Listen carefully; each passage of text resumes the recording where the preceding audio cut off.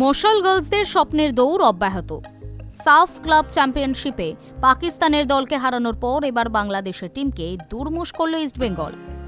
Nasrin sports একাডেমিকে গুনে গুনে 7 গোল দিয়ে ফাইনালে উঠলেন সুলঞ্চনা রাউল, ফাজিলা, ইকওয়াপুটরা।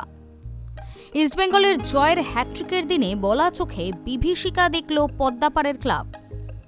এই প্রতিযোগিতার প্রথম ম্যাচে ভুটানের ক্লাব ট্রান্সপোর্ট ইউনাইটেড লেডিস এফসিকে 4-0 হারিয়েছিল ইস্টবেঙ্গল। এরপর পাকিস্তানের করাচি সিটির বিরুদ্ধে 2-0 গোলে জেতে লাল হলুদের মহিলা দল।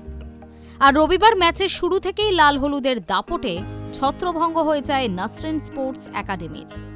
ঘোরতর ঝড়ের মুখে দিগ্ভ্রান্ত নাবিকের মতোই অবস্থা হয় বাংলাদেশের ক্লাবটির।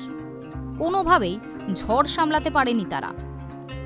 বাংলাদেশের মহিলা ফুটবল লিগের চ্যাম্পিয়ন দল নাসরিন স্পোর্টস, তবে সাফে তাদের অবস্থা তথৈবচ। 3 ম্যাচে একটি মাত্র ড্র করে পয়েন্ট টেবিলের সবার নিচে রয়েছে তারা। রবিবার উগান্ডার স্ট্রাইকার ফাজিলা একাই গুড়িয়ে দেয় তাদের। 25 বছরের এই স্ট্রাইকার একাই 5 গোল করেন। প্রথমার্ধে তার গোলগুলি আসে 7, 27, 45 মিনিটে। দ্বিতীয়ার্ধে 74 ও 90 মিনিটে আরও 2টি গোল করেন তিনি। বাকি গোল সুলঞ্জনা এবং জ্যোতি চৌহানের নামে। প্রথমার্ধে 4-0 গোলে এগিয়ে যায় ইস্টবেঙ্গল। ফাজিলার 3 গোলের পাশাপাশি স্কোর শিটে অবদান রাখেন জ্যোতি। দ্বিতীয়ার্ধে ফাজিলার 2 গোলের পাশে 73 মিনিটে আরও একটি গোল সুলঞ্জনার। দুর্ধর্ষ এই জয়ে 3 ম্যাচে 9 পয়েন্ট নিয়ে টেবিলের শীর্ষে থাকল ইস্টবেঙ্গল।